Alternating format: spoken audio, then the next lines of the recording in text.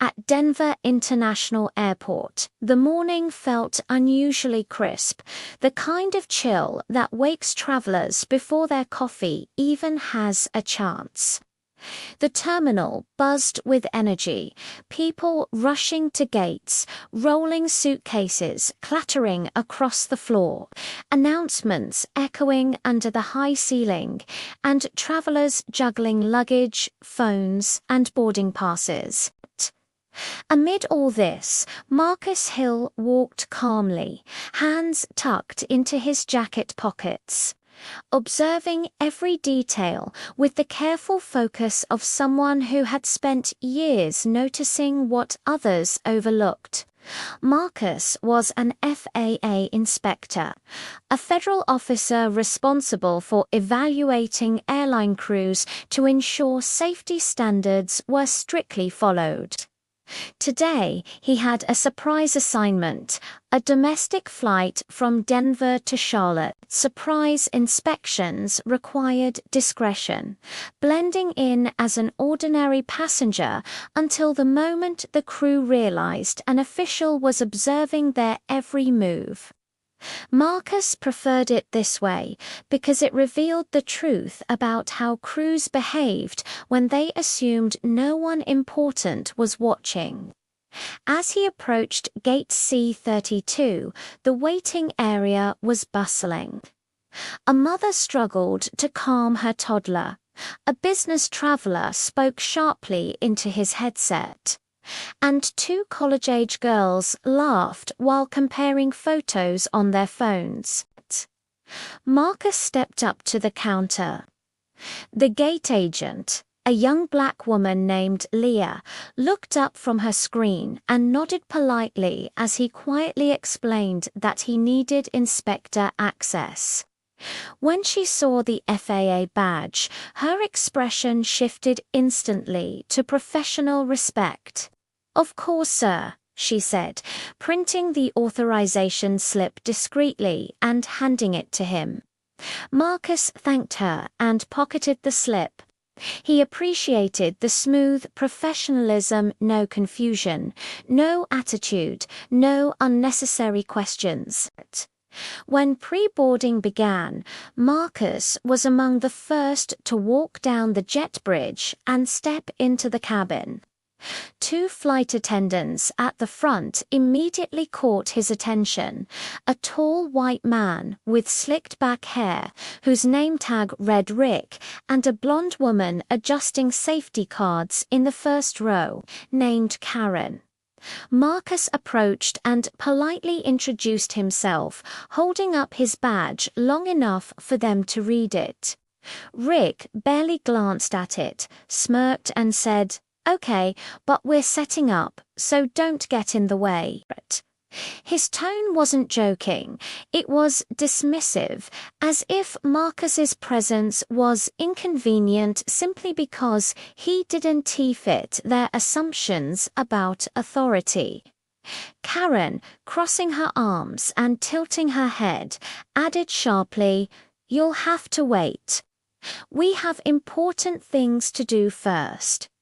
Her voice carried impatience and subtle disdain, judgment before any real interaction. Marcus calmly explained that FAA regulations required pre-flight inspections. But Karen ignored him, whispering to Rick and laughing softly. Marcus noted every gesture.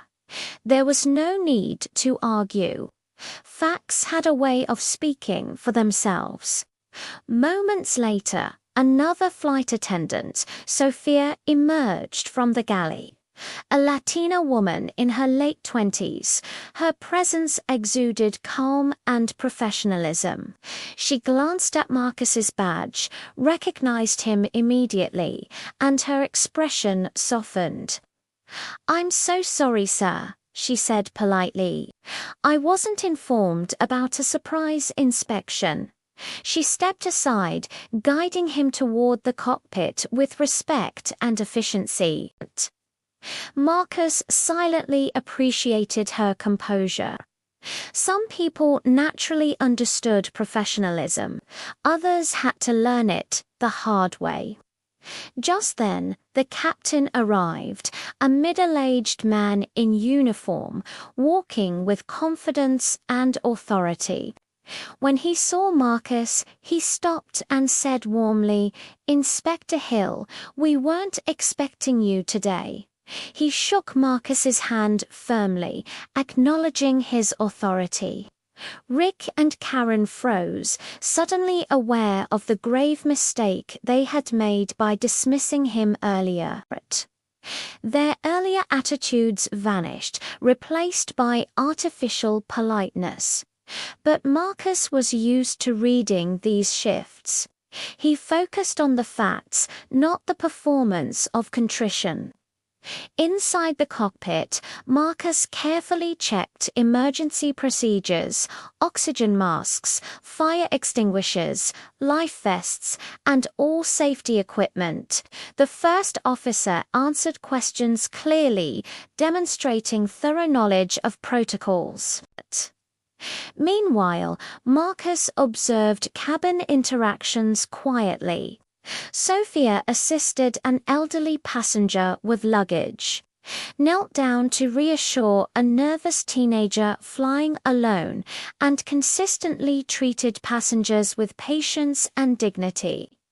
Rick and Karen, meanwhile, overcompensated with forced politeness, their body language betraying tension whenever a black passenger asked a question or required assistance.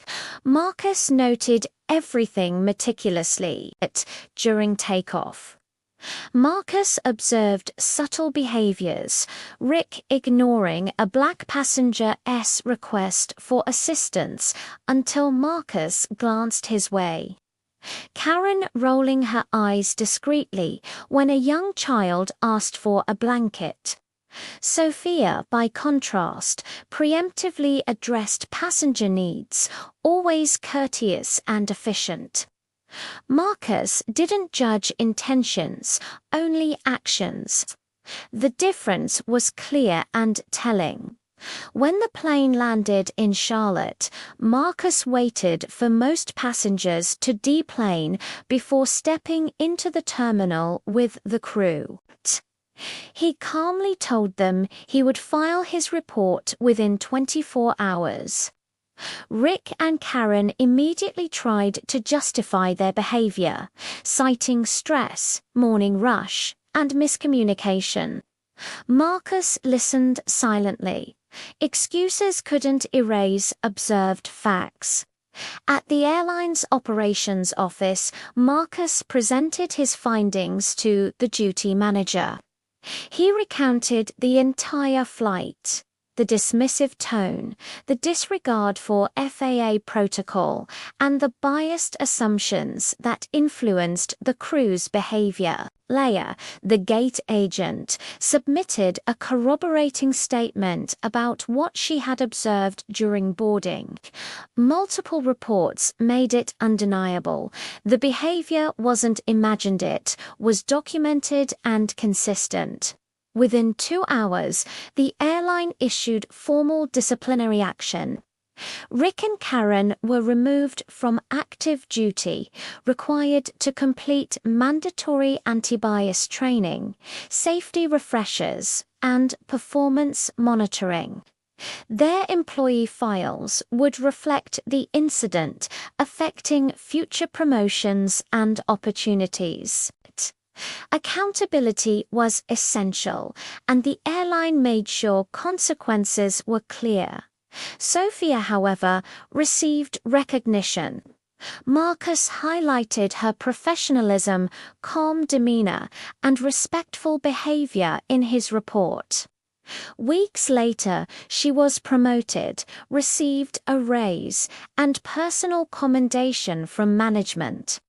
She emailed Marcus thanking him for noticing her efforts, and he replied simply that professionalism should always be acknowledged. That night, Marcus sat in his Denver apartment, looking out the window at the airport lights and planes gliding silently in the sky.